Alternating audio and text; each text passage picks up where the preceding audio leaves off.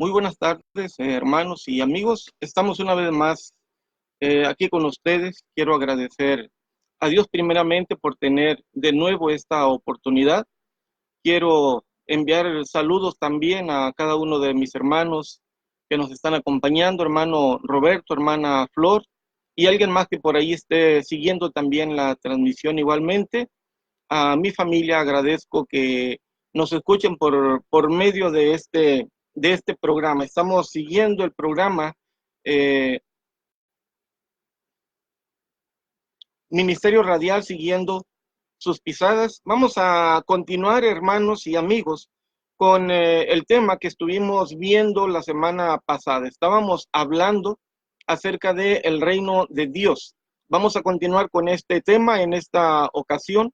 Pero vamos a tener también algunos cantos, vamos a tener también una oración para iniciar. Les recuerdo que este programa, esta transmisión, Ministerio Radial, se transmite en diferentes horas del día por medio de diferentes hermanos. También hay varios programas que ustedes pueden estar siguiendo. Particularmente este programa se titula Cristo viene y estaremos hablando, como decía, diferentes temas, especialmente aquellos que tengan que ver con nuestra salvación.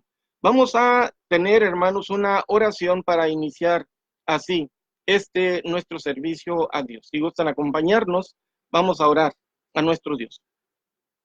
Amoroso Padre, nuevamente estamos ante tu presencia, agradecidos, Padre eterno, por la vida y la salud que nos das, y agradecidos también porque tenemos esta oportunidad de ser portadores del mensaje de tu palabra, de poder llevar, Padre, o llegar con este mensaje a través de los hogares y a muchos corazones que seguramente necesitarán escucharlo. Te rogamos, Padre, que tú seas con nosotros, que nos des el entendimiento, que nos des la sabiduría para poder cumplir con este propósito. Esperamos, Dios, que tú bendigas a cada uno de tus hijos, que tú bendigas a cada una de las personas que estarán escuchando este mensaje por medio de esta transmisión.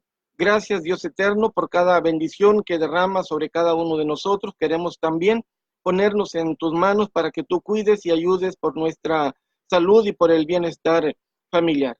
Te rogamos, Padre, todas estas bendiciones en el nombre de nuestro Señor Jesucristo. Amén. Bien, vamos a estar cantando algunos himnos, hermanos. Si alguno de ustedes tiene o sugiere algún canto, puede hacerme llegar un mensaje para entonarlo y lo estaremos haciendo. Si no alcanzamos a entonar varios cantos en esta ocasión, los tendremos anotados para la próxima vez. Vamos a iniciar con el himno número 11. Este himno se titula Hay un lugar donde quiero estar. Vamos a cantar. Hay un lugar donde quiero estar, muy cerca de mi Redentor. Allí podré yo descansar al fiel amparo de su amor. Muy cerca de mi Redentor, seguro así lo encontraré. Me guardará del tentador y ya de nada temeré. Quitarme el mundo no podrá la paz que halló mi corazón. Jesús amante me dará la más segura protección. Muy cerca de mi Redentor, seguro así lo encontraré. Me guardará del tentador y ya de nada temeré. Ni duda ni temor tendré, estando cerca de Jesús. Rodeado siempre me veré con los fulgores de su luz. muy cerca de mi Redentor. Seguro así lo encontraré. Me guardará del tentador y ya de nada temeré. Vamos a continuar con el himno número 26.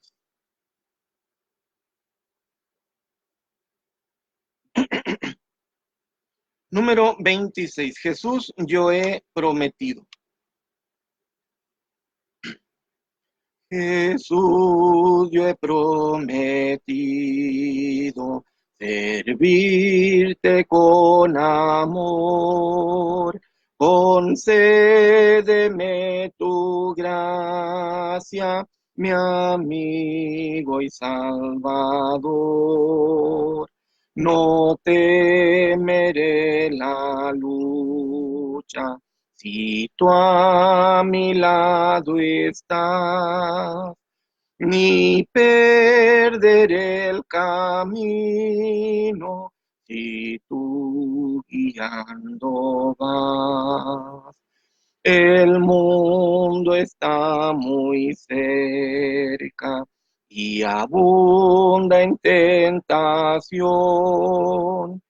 Suave es el engaño y es necia la pasión.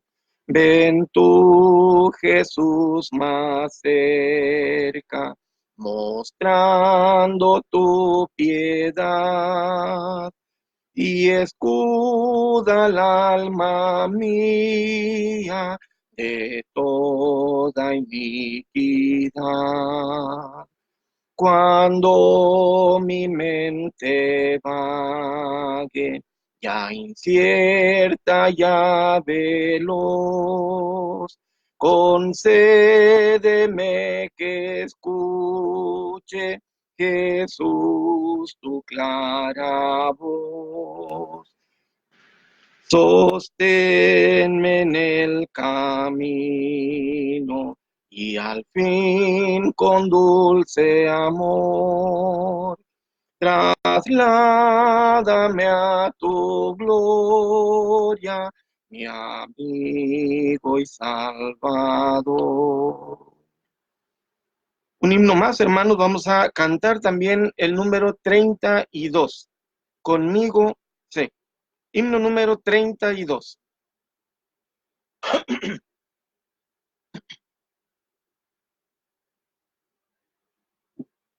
Creo que por ahí me brinqué una estrofa en el anterior himno, pero bueno, se las debo y para la siguiente lo cantamos completo.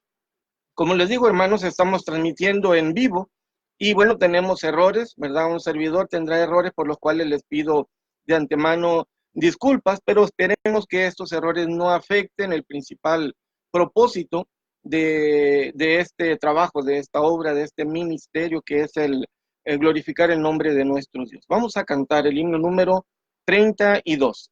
Conmigo sé.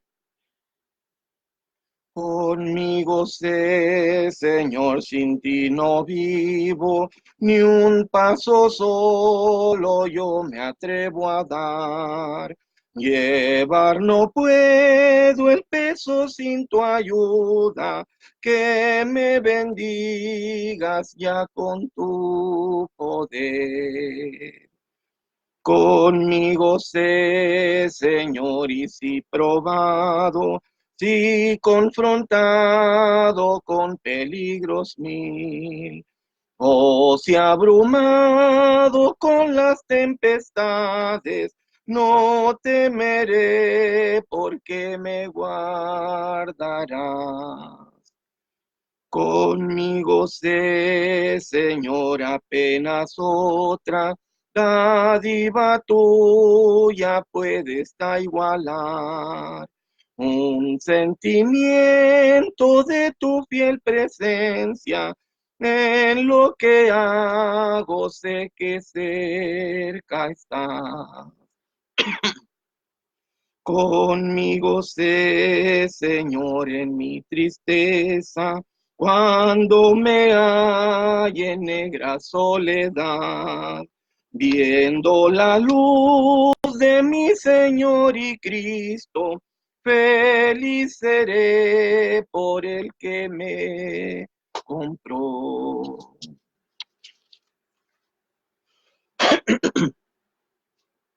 Vamos a cantar un himno más, hermanos, para que no se nos termine agotando la garganta antes de tiempo. Himno número 37, se titula Oh amor que no me dejarás. Número 37.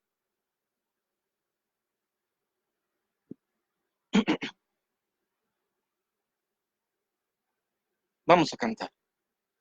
Oh amor que no me dejarás, descansa mi alma siempre en ti, es tuya y tú la guardarás, y en el océano de tu amor, más rica al fin será.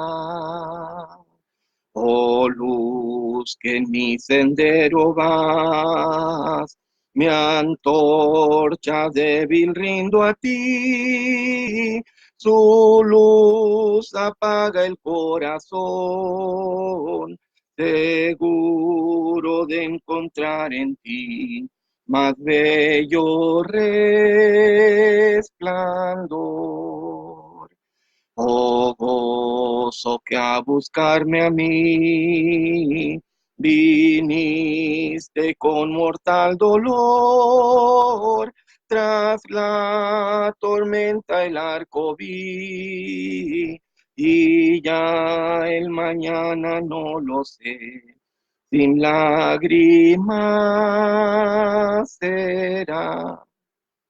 Oh cruz que miro sin cesar, mi orgullo, gloria y vanidad, al polvo dejo por allá la vida que en su sangre dio Jesús mi Salvador.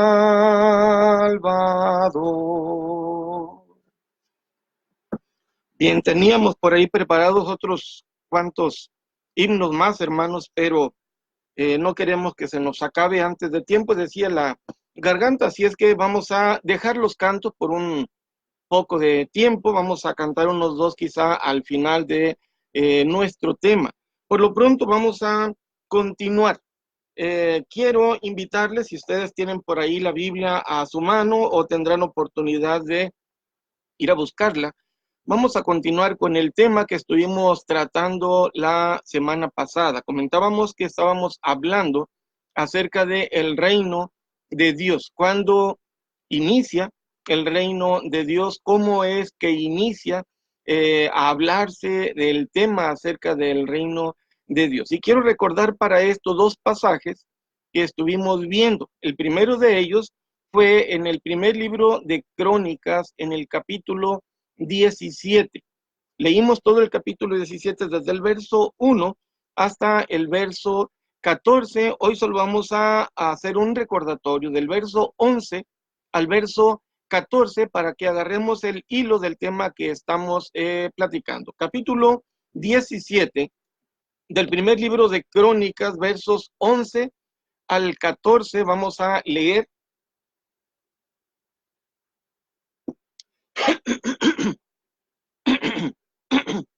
Una vez más les pido disculpas, hermanos, por el problema de la garganta. Capítulo 17, entonces, versos 11 al 14. Comentábamos que aquí Dios está hablando con David. Una vez que David sale de su palacio y él pretende construir un lugar más digno de Dios, él decide construir o edificar ese lugar. El profeta le dice, haz todo lo que esté en tu corazón.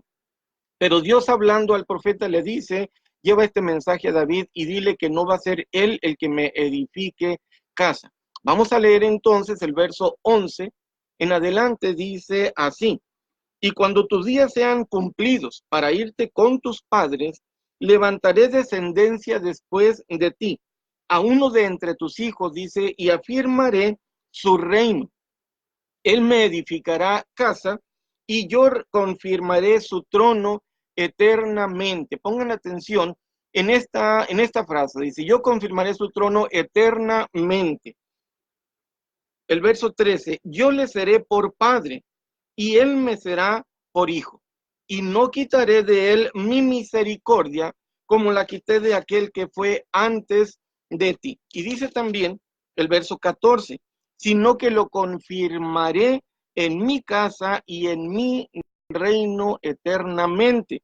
Y su trono, dice, será firme para siempre. Dios entonces, este pasaje, tenía planeado ya enviar, escoger a alguien, dice, para que fuera el sucesor del trono de David. Comentábamos que el sucesor inmediato fue uno de sus hijos, Salomón, pero no se cumple en Salomón la palabra o la profecía de Dios. Salomón reinó 40 años en Jerusalén. Después de este también el hijo de Salomón, Roboam, gobernó otros 40 años y así estuvieron sucediendo alrededor de 22 reyes en total, pero ninguno de ellos se cumple la palabra de Dios. Y les decía, la parte importante de esto es cuando dice, yo confirmaré mi reino y será eterno. En el libro de Daniel, que fue otro de los pasajes que vimos también en el capítulo 2, nos dice la escritura cómo Dios le revela a Daniel o al rey Nabucodonosor por medio de Daniel sus planes exactamente acerca de el mismo tema. Nos dice la escritura que Nabucodonosor se acuesta pensando, inquieto por lo que sería de su imperio. En ese tiempo, Babilonia era todo un imperio y el emperador o el gobernador en ese tiempo era el rey Nabucodonosor. Él quería saber qué es lo que en unos tiempos futuros sucedería con su reino y se duerme y tiene un sueño por el cual Dios le revela lo que iba a suceder. Pero como Dios quería que se dieran cuenta que esto era algo que venía de parte de Dios, dice, el sueño Nabucodonosor lo olvida y pide a sus sabios que le rodeaban para que le hablen, para que le adivinen el sueño y para que le den también su interpretación, pues él no sabía, no entendía a qué se refería. Como ninguno de ellos pudo, porque Daniel mismo dice, esto dice ni sabios, ni adivinos pueden revelarlo, solamente hay un Dios, dice que puede hacerlo. Dios quería que supieran que esto venía de parte de nuestro Dios. En el sueño, Nabucodonosor miraba una estatua, dice, muy imponente, muy terrible. Una estatua que tenía cabeza de oro, que tenía el pecho y los brazos de plata, que tenía el vientre de bronce y que tenía también las piernas de hierro. Y de igual manera dice los pies mezclados entre hierro y barro cocido. Nos menciona la escritura, una vez que Dios le revela a Daniel este sueño, le dice que cada uno de los metales con los cuales la estatua estaba construida representaba diferentes reinos. Primeramente, el más alto y más poderoso, que era Babilonia, que era Nabucodonosor, era la cabeza, el reino representado por el oro, perdón. Después de este, dice Daniel, vendrá un segundo reino inferior a ti, pero que lo iba a destruir, y estos eran Media y Persia, Ciro y Darío en su momento. Después de esto dice un tercer reino, que era gobernado por Alejandro el Grande. Comentamos, hermanos, que todo esto está o viene también, concuerda totalmente con lo que la misma historia nos dice. Fue Alejandro el Grande el que a la edad de 23 años invadió Media y Persia y empezó a gobernar y creció y se hizo también todo imperio. Duró 10 años su gobierno. A los 33 años, Alejandro muere, se dice que a causa de una depresión que él estaba enfrentando. Cuando Alejandro el Grande muere, su reino se debilita y se divide en 4 de sus generales y poco a poco, paulatinamente, entonces empieza a tomar poder la nación de Roma. En esta parte es donde nos habla, en el capítulo 2, en el verso 40 en adelante, quiero que también me acompañen a leer. Daniel, capítulo 2, verso 40 en adelante, dice así la escritura. Y el cuarto reino, dice que hablábamos, se refiere a los romanos, será fuerte como hierro, y como el hierro desmenuza y rompe todas las cosas, desmenuzará y quebrantará todo. Y lo que viste, dice, de los pies y los dedos, en parte de barro cocido de alfarero y en parte de hierro, será un reino dividido, mas habrá en él algo de la fuerza del hierro, así como viste hierro mezclado con barro cocido. Y por ser los dedos de los pies en parte de hierro y en parte de barro cocido, dice, el reino será en parte fuerte y en parte frágil. Luego dice el 43, así como viste el hierro mezclado con barro, se mezclarán por medio de alianzas humanas, pero no se unirán el uno al otro como el hierro no se mezcla con el barro, ¿sí? Estamos hablando de que en este pasaje, hermanos, Dios está hablando ya no solamente de un momento más exacto, está hablando de situaciones muy específicas por las cuales podemos conocer un poquito más de cerca los planes de nuestro Dios. Estamos hablando de que estarían gobernando los romanos. Estamos hablando de que durante el gobierno romano iba a haber una mezcla, dice, una alianza humana. Ustedes, si nos metemos un poquito a la historia, se nos enseña, se nos dice que quienes estaban gobernando junto con los romanos en los tiempos del nacimiento de Jesucristo eran los Herodes. La familia de los Herodes no eran romanos. Ellos habían hecho una alianza precisamente con los romanos para que les dejaran gobernar en algunas provincias. Precisamente, hermanos, a estos tiempos y a estos reyes es que la escritura se refiere. Por eso es que no hay lugar a dudas en cuanto a lo que creemos acerca del establecimiento del reino de nuestro Dios. Veamos ahora el verso 44, dice, y en los días de estos reyes, entendamos perfectamente en el tiempo de los Herodes, ¿sí? En los días de estos reyes, dice, el Dios del cielo levantará un reino que no será jamás destruido, ni será el reino dejado a otro pueblo. Dice, desmenuzará y consumirá a todos estos reinos, pero él permanecerá para siempre. Otra vez el 45, de la manera que viste, que del monte fue cortada una piedra no con mano, la cual desmenuzó el hierro, el bronce, el barro, la plata y el oro. El gran Dios, dice, ha mostrado al rey lo que ha de acontecer en lo porvenir y el sueño es verdadero y fiel su interpretación.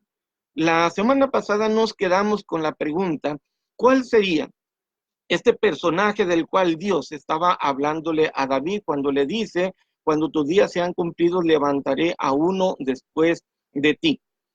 En este pasaje se nos habla, decíamos, cada una de estas partes de la estatua representa diferentes reinos que fueron, aunque más débil el que venía después, iba destruyendo. Al final dice, se habla de una pequeña piedra que se desprende del cerro y que va y que pega en los pies de esta estatua y la destroza por completo, ¿sí? En esta parte entonces definitivamente estamos hablando acerca de el nacimiento de Jesucristo. Jesucristo es el cumplimiento de aquella promesa que Dios le hace a David diciendo, después de ti se levantaré a uno de entre tus hijos y confirmaré su reino eternamente. Sabemos que Jesucristo, perdón, desciende de David tanto por parte de José como por parte de María. Cuando seguimos la historia de la genealogía de Jesucristo, es decir, todas aquellas, los antepasados, ¿verdad? De Jesucristo, nos damos cuenta que él perfectamente desciende del rey David. Así es que él tenía el derecho a ese trono, él tenía el derecho a estar en ese lugar. Jesucristo cuando inicia, entonces inicia siendo esa piedra insignificante, porque cuando él nace no era importante para el pueblo, no era importante si acaso nada más para la familia, para muchos no venía a ser más que un pequeño, un niño más pero era aquel a quien Dios había elegido para el cumplimiento de la promesa de que se le hace, ¿verdad?, a David. Y sucede precisamente en los tiempos en que Dios había indicado por medio del sueño que se le da a conocer o se le revela a Nabucodonosor. Curiosamente, bueno, no tan curioso porque es algo que Dios así había planeado. Cuando Jesucristo nace, hermanos, él inicia predicando a sus 33 años la palabra, a sus 30 años, perdón, el mensaje, la palabra de Dios. Y este es el mensaje que él lleva a la gente. Capítulo 1 del libro de Marcos. Vamos a leer también. Marcos capítulo 1. Dice por ahí en el verso 14 y en el verso 15. Marcos capítulo 1 versos 14 y 15 dice la escritura: después que Juan fue encarcelado, Jesús vino a Galilea predicando el evangelio del reino de Dios, diciendo: el tiempo se ha cumplido y el reino de Dios, dice, se ha acercado. Arrepentíos y creed en el evangelio. Repito, Jesucristo tenía un aproximado ya de 30 años de edad. Él sabía perfectamente cuál era su objetivo, cuál era su propósito al venir aquí. Juan el Bautista, que es de quien está hablando en este pasaje, es aquel hombre a quien Dios elige también para que fuera el precursor o para que fuera el antecesor más bien de Jesucristo, es decir, aquel que iba a preparar el camino, que iba a preparar el corazón de las personas para cuando el Señor Jesucristo iniciara también su ministerio, ¿sí? Juan el Bautista y Jesucristo se llevaban con 6 meses aproximadamente de diferencia, eran parientes, ¿sí? Juan el Bautista era 6 meses aproximadamente mayor que Jesucristo. Juan el Bautista inicia su ministerio, estuvo predicando, estuvo enseñando a la gente, estuvo bautizando gente y llevándolos también al arrepentimiento. Pero dice aquí que por situaciones, ¿verdad?, de la misma predicación de la palabra de Dios, él es encarcelado. Cuando sucede el encarcelamiento de Juan el Bautista, entonces Jesucristo empieza también a predicar la palabra de Dios. ¿Cuál es el mensaje que él lleva? Dice otra vez: después que Juan fue encarcelado, Jesús vino a Galilea predicando el evangelio del reino de Dios y diciendo: el tiempo se ha cumplido y el reino de Dios se ha acercado, arrepentidos y creed en el evangelio, ¿sí? Cuando dice entonces el tiempo se ha cumplido, obviamente tenemos que hablar de algo que por muchos años se había estado esperando, que por mucho tiempo Dios había estado anunciando a la gente, a los pueblos. En realidad, hermanos, Dios anunció la venida de Jesucristo, no solamente su venida como un rey. Dios anunció el nacimiento de Jesucristo de muchas maneras. Podrán recordar aquella parte cuando Juan el Bautista precisamente está bautizando, ve venir a Jesucristo y dice: he aquí el Cordero de Dios que quita el pecado del mundo. Sabemos que se refería a Jesucristo. ¿Por qué? El pueblo entendía muy bien también.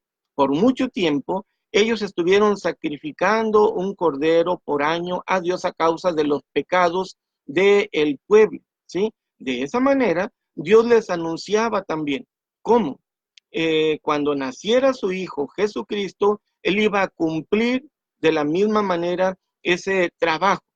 Cada año a ellos se les estuvo anunciando lo que el Señor iba a hacer. Igualmente, cuando vemos al pueblo de Israel en el desierto, ustedes recordarán una parte de la historia donde dice que estaban siendo mordidos por serpientes y muchos morían. Y el pueblo, ya muy angustiado por lo que estaba sucediendo, hablan con Moisés. Moisés va con Dios y Dios le dice: hazte una serpiente de bronce y levántala en el desierto, ¿sí? De manera que Moisés se hace una especie de asta, construye una serpiente de bronce y la pone en ese lugar. Y le dice Dios: toda aquella persona que sea mordida por una serpiente debe voltear a ver esa serpiente de bronce y sanará de su veneno. Esto representa también la mordida de la serpiente en las personas, representaba el pecado en ellas. El voltear a ver a la serpiente en el desierto representaba a Jesucristo. La Escritura nos dice también de la manera como esa serpiente fue levantada en el desierto, así será necesario que el Hijo del Hombre sea levantado. De manera que cuando nosotros somos heridos por el pecado, volteamos a ver a Jesucristo, es decir, nuestra fe en Él es la que nos ayuda a liberarnos o a salvarnos de la herida del pecado. En fin, de muchas maneras, Dios estuvo anunciando cómo cuando viniera su Hijo nos iba a salvar, nos iba a ayudar. Esto que estamos viendo entonces simplemente es un ejemplo más. Jesucristo viene siendo aquel personaje del cual estábamos hablando, al cual Dios había escogido para que viniera y para que se sentara en el trono, ¿sí? Cuando Él empieza entonces a predicar, les dice: arrepentíos porque el reino de Dios se ha acercado. Dice: arrepentíos y crean en el Evangelio. Ok, esta parte, hermanos, nos lleva a hablar también acerca de otra palabra importante. ¿Qué es el Evangelio? ¿A qué se refiere cuando hablamos acerca del Evangelio? La primera parte, el verso 14, dice: Jesús vino a Galilea predicando el Evangelio del reino de Dios. Cuando preguntamos qué es el Evangelio, muchas veces escuchamos a la gente decir: es la palabra de Dios, es la Biblia, es lo que leemos en Mateo, Marcos, Lucas y Juan, en fin. Todas esas palabras pueden tener cierta veracidad, pueden estar hasta cierto punto correctas, pero hay una cosa más específica que se nos dice que es el Evangelio. La palabra Evangelio, hermanos y amigos, significa buenas nuevas, buenas noticias, ¿sí? Cuando dice entonces la Escritura que Jesucristo vino a Galilea predicando el Evangelio del reino de Dios, está diciendo entonces que vino hablando acerca de las buenas noticias acerca del reino de Dios, ¿sí? Yendo otra vez a la historia, como decía, Dios le promete a David que iba a levantar a uno de sus descendientes para que se sentara en su trono. No sabría ahorita decirles exactamente por cuánto tiempo la nación de Israel fue un grande imperio y estuvo siendo gobernada. Decíamos que hubo un promedio de 22 reyes, pero después de esto Nabucodonosor llega y los invade. Una vez que hace esto Nabucodonosor, la nación de Israel ya no volvió a ser nunca, y hasta la fecha, nunca ha sido la misma. De manera que el pueblo de Israel estuvo siempre, y hasta ahorita, quienes siguen todavía esa misma línea de creencia y no creen en Jesucristo, siguen esperando la venida de ese rey, siguen esperando la venida de ese Mesías.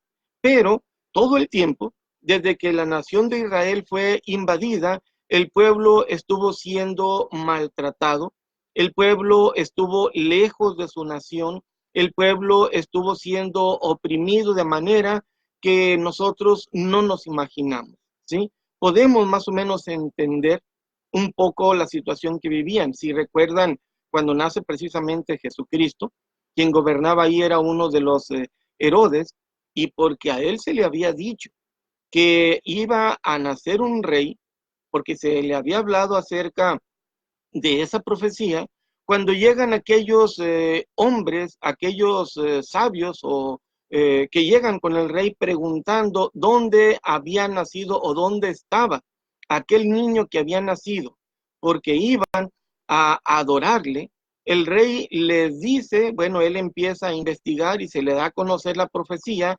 Entonces el rey Herodes tiene temor de que esta profecía se cumpla. Recordarán ustedes que lo que él hace es mandar a matar a todos los niños que fueran menores de 2 años. Entonces, esto nos habla un poquito de la gran opresión de la situación en la cual vivía el pueblo de Israel en esos tiempos. Y no era nada más ahí. Eso fue siempre, como decía, desde que Nabucodonosor los llevó a Babilonia. De allí fueron llevados a Media, a Persia. Algunos regresaron a la ciudad de Jerusalén, pero siempre estuvieron sujetos a otros pueblos, a otros reinos, a Babilonia, a Persia, a Grecia y ahora en esta ocasión también a Roma. Podían tener quizá algunos privilegios, pero no dejaban de ser oprimidos, ¿sí? En cualquier momento el rey mandaba y mataba a cualquier persona que él quisiera matar, ¿sí? Entonces, esto habla de esa opresión que el pueblo tenía y la razón también por la cual esperaban que se cumpliera, que se pudiera realmente cumplir en cualquier momento la promesa que Dios le había hecho a David. Ellos, hermanos y amigos, vivían desesperados, esperando que se cumpliera esa promesa.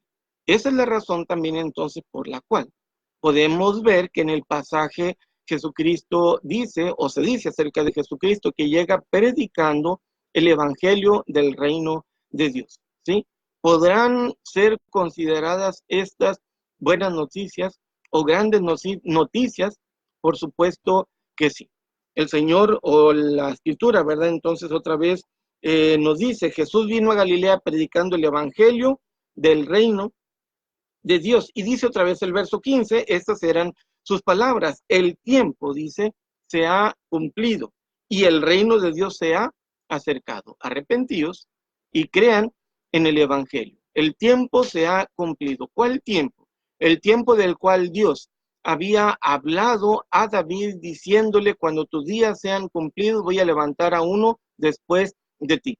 El tiempo de los cuales Dios habla a Nabucodonosor cuando se le dice también en los días de estos reyes, el Dios del cielo levantará un reino que no será jamás destruido ni será dejado a otros pueblos, ¿sí? Actualmente, platicando con otras personas en cuanto a este tema, me doy cuenta que hay una confusión, ¿sí? Hay una confusión en cuanto a esto.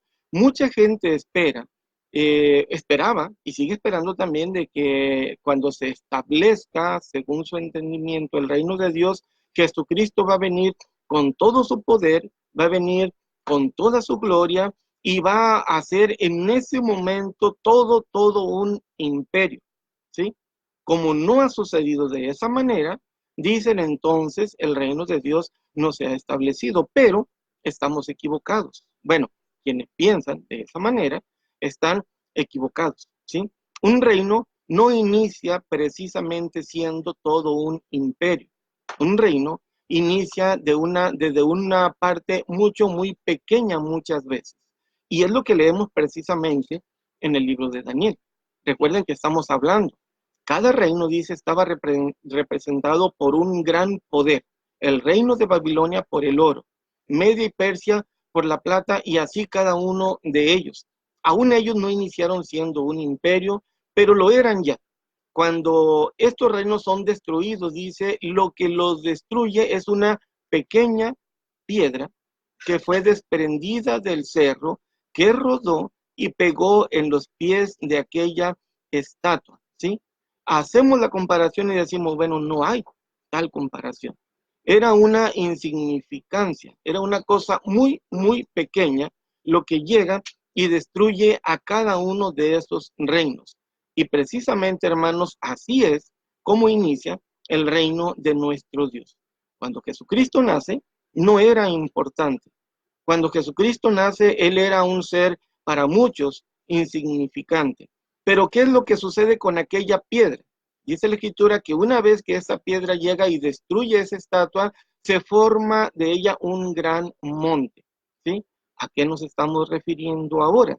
Esa pequeña piedra que es Jesucristo empieza a predicar, crece la iglesia, crece o nace o inicia el reino de Dios en los tiempos del... Y ese reino, que no es otra cosa más que la misma iglesia del Señor, empieza a crecer. Y ha crecido ahora de tal manera que sí, es un gran poder, de Dios en esta tierra, ¿sí? No pertenece a la tierra, pero está en esta tierra. Cuando Jesucristo iba a ser entregado. Ustedes pueden leer esto también en el libro de Lucas, en algunos de los evangelios, dice que llegan a arrestarlo y lo que hace Pedro, uno de los apóstoles, saca su espada y hiere a uno de los criados o al criado de uno de los sumos sacerdotes, que si mal no recuerdo se llamaba Malco. Cuando esto sucede, Jesucristo le dice, espérate, guarda tu espada.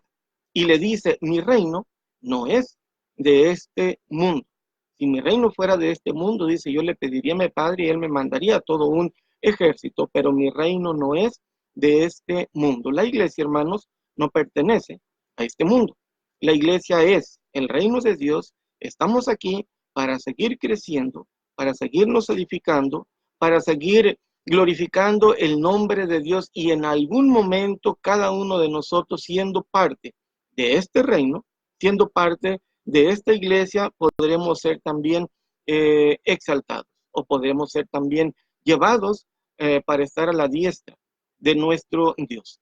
Vuelvo otra vez. Hace un momento hacía la pregunta, ¿qué es o qué significa cuando habla acerca de el evangelio? Decíamos que la palabra evangelio significa buenas nuevas. Cuando hablamos de predicar el evangelio, estamos hablando acerca de llevar un buen mensaje, ¿sí? Esto lo hace Jesucristo cuando él inicia su ministerio. Empieza predicando acerca del evangelio del reino, es decir, les anuncia a las personas que el reino del cual Dios había hablado estaba cerca y que se iba a establecer, evidentemente, en poco tiempo también. El reino de Dios está cerca, dice, o se ha acercado, arrepentidos y creed en el evangelio, ¿sí? Esto fue lo que el Señor estuvo anunciando durante un aproximado de 3 años y medio. Cuando Jesucristo termina su obra, cuando termina su ministerio en esta tierra, Él les deja todavía este encargo a cada uno de los apóstoles y por consiguiente a nosotros mismos también. Vamos a leer en el libro de Marcos también capítulo 16. Marcos dice también en el capítulo 16, leemos ahí en el verso 14 en adelante. Marcos capítulo 16 versos 14 en adelante dice, finalmente se apareció a los 11 mismos, estando ellos sentados a la mesa, y les reprochó su incredulidad y dureza de corazón, porque no habían creído a los que le habían visto resucitado. Y les dijo, id por todo el mundo y predicad, fíjense otra vez, el evangelio. Id por todo el mundo y predicad el evangelio a toda criatura.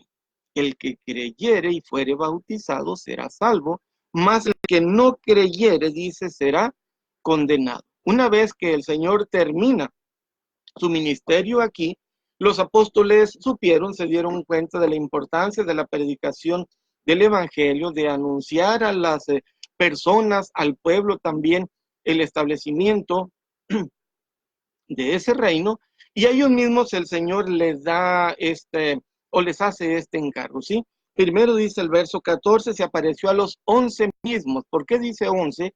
Porque Judas, que era el número 12, ya había muerto a causa de su traición. Él mismo no soportó lo que había hecho y va y se cuelga. Ahora son 11 los apóstoles de los cuales estamos hablando. Dice, les reprochó su incredulidad. Particularmente aquí estaríamos refiriéndonos a Tomás, ¿sí? Cuando los demás apóstoles le abren y le dicen a Tomás, hemos visto al Señor, Tomás dice, hasta que no ponga mi dedo en su mano, o cuando ponga mi mano en su costado, dice, yo voy a creer, ¿sí? A esto se refiere entonces. Quizá habría alguno más que había dudado de la resurrección del Señor, pero al menos se menciona solo como ejemplo a Tomás. Luego, una vez más, a todos les dice, id por todo el mundo y predicar el evangelio. Otra vez, ¿de qué hablamos? Cuando se habla acerca del evangelio, las buenas nuevas, las buenas noticias. Cualquier cosa, hermanos, de la que ustedes puedan estar, en la que ustedes puedan estar pensando ahora o en algún momento puedan pensar, cualquier cosa que para ustedes es una buena noticia, una gran noticia, a eso se le puede llamar evangelio, según el significado estricto de la palabra. En este caso, la escritura se refiere a la venida del Señor Jesucristo, se refiere al establecimiento del reino, más específicamente, hermanos, se estaría refiriendo a la muerte, sepultura y resurrección de Jesucristo. De esto es de lo que los apóstoles se encargan. Una vez más, cuando ellos empiezan a predicar el evangelio, la palabra de Dios, siempre de lo que ellos hablaban, incluyendo en esto, claro, la conducta de las personas, incluyendo la forma como ellos debían de vivir en relación a nuestro Dios, lo primero que ellos se encargaban de anunciar a la gente era acerca de la muerte, sepultura y resurrección de Jesucristo. Más adelante vamos a ver pasajes donde se nos muestra exactamente más esto, ¿verdad? Dice el verso 15, y les dijo, id por todo el mundo y predicad el evangelio a toda criatura. Ahora esta parte, fíjense, dice, el que creyere y fuere bautizado será salvo, mas el que no creyere será condenado. No debemos de olvidar estas palabras, porque esto es una parte muy importante acerca de lo que nosotros debemos hacer en relación a nuestra obediencia a nuestro Dios. El deber de todo cristiano, el deber de los apóstoles, según leemos aquí, era ir y predicar el evangelio. Les repito, anunciar acerca de la muerte, sepultura y resurrección de Jesucristo. La respuesta que debe haber de las personas en cuanto a ese evangelio o ese mensaje que están escuchando, dice, es creer y ser bautizado. Vayan por todo el mundo y prediquen el evangelio a toda criatura. Y dice, el que creyere y fuere bautizado será salvo, el que no creyere será condenado. Otra pregunta entonces que tendremos que hacernos y que vamos a responder en el transcurso de estos temas es ¿por qué el ser bautizado? ¿Qué importancia tiene o qué relación tiene en cuanto a nuestra salvación? Porque dice, el que creyere y fuere bautizado será salvo, mas el que no creyere será condenado. ¿Qué es lo que tiene el bautismo o qué sucede en el bautismo para hablar de qué es necesario para nuestra salvación? Porque así lo podemos entender. El que creyere y fuere bautizado será salvo, ¿sí? Si yo no creo y por lo tanto, si no soy bautizado, entonces no soy salvo. Esta pregunta la vamos a responder también un poco más adelante, pero tenemos que confirmar qué es lo que significa, qué es lo que los apóstoles enseñaban cuando hablaban acerca de el evangelio. Yo les decía, se refiere a hablar acerca de la muerte, sepultura y resurrección de Jesucristo. Vamos a leer en la primera carta a los Corintios, primera carta a los Corintios,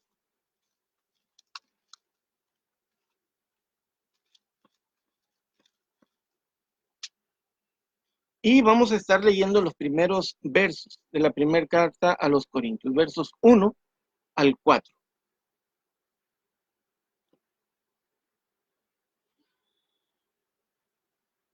Primera carta a los Corintios, capítulo 15, versos 1 al 4 dice, además os declaro, hermanos, dice, el evangelio que os he predicado, el cual también recibisteis, en el cual también perseveráis, por el cual asimismo, si retenéis la palabra que os he predicado, dice, sois salvos, si no creísteis en vano. Ahora el verso 3 dice, porque primeramente os he enseñado lo que asimismo recibí, que Cristo murió por nuestros pecados conforme a las Escrituras, que fue sepultado y que resucitó al tercer día conforme a las Escrituras. Del verso 5 en adelante empieza el apóstol Pablo a hablar también a quienes estuvo apareciendo para confirmar, obviamente, ¿verdad?, quién era y para confirmar el poder que él tenía de parte perdón, de parte de nuestro Dios. Esta parte, hermano, Pablo empieza a hablarla a los corintios porque hubo un problema en la iglesia de duda acerca de la resurrección. Hubo por ahí algunos que empezaron a enseñar diferente acerca de la resurrección y por eso el apóstol Pablo se ve en la necesidad de recordarles qué era lo que él en un inicio les había enseñado. ¿Sí? Ahora, recuerden que el apóstol Pablo viene a conocer el evangelio después de que la iglesia o el reino de Dios había sido establecido, ¿sí? Pablo mismo dice él haber recibido la revelación de parte del mismo Señor Jesucristo. Sin embargo, el mensaje que él recibe fue también el mismo mensaje de salvación. Esto sucede en Hechos capítulo 9 por medio del profeta Ananías, ¿verdad? De Ananías, no precisamente profeta, quien va y le habla y le anuncia también el evangelio. Por eso dice, en el verso 1, dice, además les declaro, quiero recordarles, dice, quiero confirmar, recordarles lo que yo les enseñé en un principio, de qué les hablé, de qué les enseñé. ¿Cuál es el mensaje o el primer mensaje que yo les di a conocer? Dice, les declaro, hermanos, el evangelio que les he predicado. ¿Cuál es ese buen mensaje? Si decimos evangelio significa un buen mensaje, ¿sí? O buenas nuevas. ¿Cuáles fueron esas buenas nuevas de las cuales yo les hablé o les prediqué? Dice, el cual mensaje también recibisteis. Cuando yo les hablé, ustedes lo recibieron, en el cual también perseveráis. Una vez que yo les hablé, les enseñé, ustedes han perseverado en él, siguen creyendo, siguen confiando. Luego dice también, por el cual, asimismo, dice, por el cual asimismo, si retenéis la palabra que os he predicado, sois salvos. Si no creísteis en vano. Cuando uno recibe el mensaje de la palabra de Dios, el mensaje de salvación o el mensaje del evangelio de Jesucristo, uno cree en ese mensaje, uno actúa como consecuencia también a ese mensaje. Una vez que actuamos, es que nosotros tenemos esa salvación, ¿sí? Esto concuerda exactamente con lo que leímos en el capítulo 16 de Marcos también. Vayan y prediquen el evangelio a toda criatura. El que crea y sea bautizado, es decir, el que actúe en consecuencia a lo que ha escuchado, ¿verdad? El que crea y sea bautizado, dice, será salvo. El apóstol Pablo dice, yo vine, yo fui con ustedes, yo les hablé el evangelio, les anuncié, ustedes recibieron este mensaje, ustedes hasta ahora perseveran, dice, en este mensaje. Si ustedes retienen la palabra, si retienen la fe en este mensaje y siguen actuando, en consecuencia de esto dice, entonces sois salvos, si no creísteis en vano. Si uno se detiene en cuanto a lo que ha creído, entonces no hay seguridad de esa salvación, ¿sí? Entonces no hay seguridad de recibir aquello por lo cual nosotros hemos estado luchando. Luego el verso 3 dice que fue exactamente lo que él les enseñó, porque primeramente, dice el verso 3, os he enseñado lo que así mismo recibí. Este mismo mensaje es el que a mí me dieron, es el que a mí me enseñaron, es el que yo recibí, es el que yo creí y por el cual sigo actuando.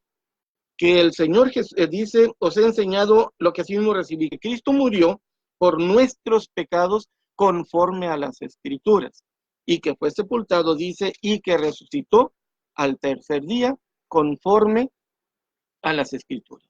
Aquí tenemos entonces la respuesta de lo que significa el Evangelio. Cuando Jesucristo dice, vayan por todo el mundo y prediquen el Evangelio, a toda criatura les está diciendo, háblenle a la gente, díganle que yo ya vine, que yo ya morí por todos ellos. Y sí fui sepultado, pero también he resucitado y aquí estoy con ustedes. Dice, el que crea en este mensaje, el que crea que yo vine, morí, fui sepultado y resucité, dice, y sea bautizado, esa persona será salva. El que no crea en esto, entonces será condenado, ¿sí?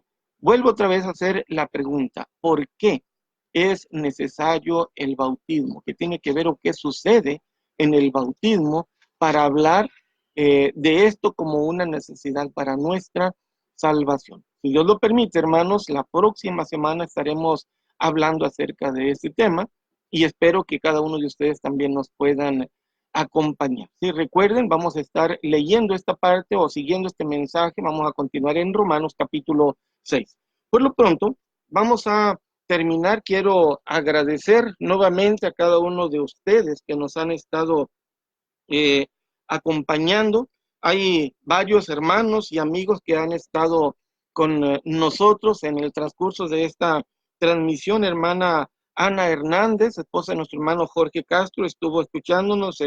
Mi primo por ahí también de las Arenitas, Sinaloa, Chema Camacho, hermana Elsa Dom, el hermano Francisco Delgado, la hermana Martita Valdés, prima también de mi esposa, la hermana Flor y el hermano Roberto Copado también que han estado entre nosotros, la hermana Mercedes Sánchez de Monterrey. Gracias, hermanas, a todas ustedes que nos han seguido. Mi hermana en la carne también, mi hermana Nena, un beso, mija, para ti, para toda mi familia por allá también.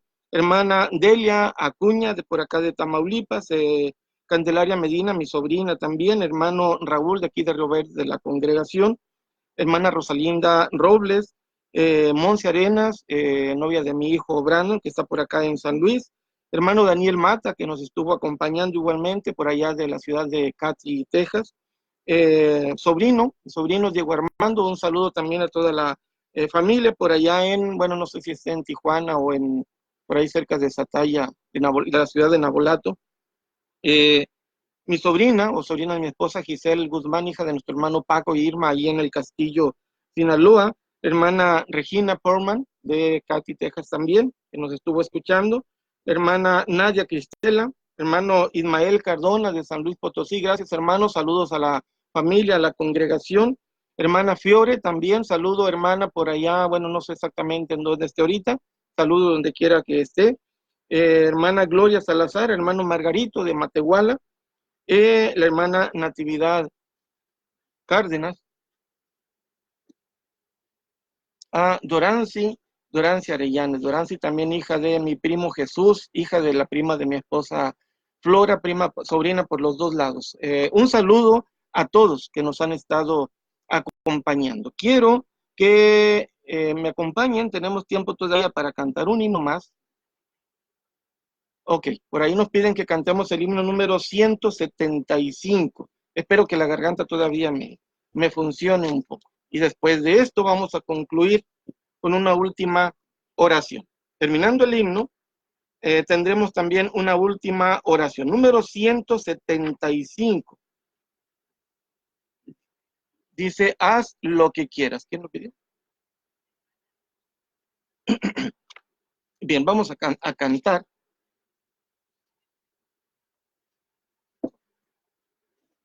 Número 175. Dice así. Haz lo que quieras de mi Señor, tú el alfarero, yo el barro soy, dócil y humilde, anhelo ser, cúmplase siempre mi tu querer. Haz lo que quieras de mi Señor. Mírame y prueba mi corazón. Lávame y quita toda maldad para vivir yo en santidad. Haz lo que quieras de mi Señor, cura mis llagas y mi dolor. Tuyo es, oh Cristo, todo poder, sáname hoy si es tu placer. Haz lo que quieras de mi Señor, dueño absoluto de mi amor.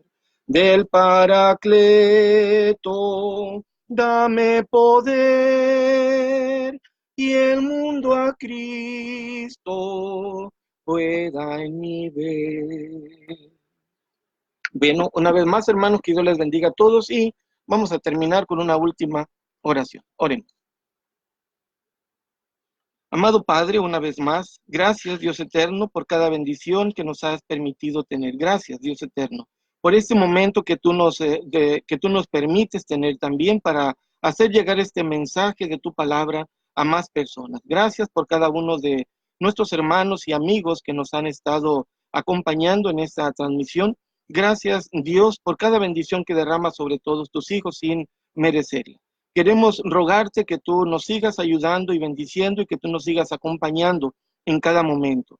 Queremos rogarte, Dios, por la necesidad que hay en cada uno de los hogares de tus hijos y en cada uno de los hogares de nuestros hermanos, amigos que nos han acompañado, que tú seas con ellos en sus necesidades familiares, sus necesidades de salud, sus necesidades económicas, porque tú eres el único Padre que conoce y que puede ver y ayudarnos en todas estas necesidades. Te suplicamos, Dios eterno, que bendigas este hogar y el hogar de cada uno de tus hijos. Y de igual manera nos sigas dando el poder, que nos sigas dando el entendimiento para hacer llegar este mensaje a las personas que necesitan escucharlo. Bendícenos y fortalécenos, Padre, cada día. Te rogamos por mis hijos, tú sé con ellos, donde quiera que ellos se encuentren. Permite, Padre, que estén bien y que no se aparten en ningún momento de tu presencia.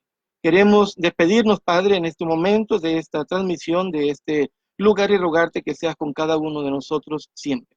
Te lo rogamos en el nombre de nuestro Señor y Salvador Jesucristo. Amén. Dios les bendiga.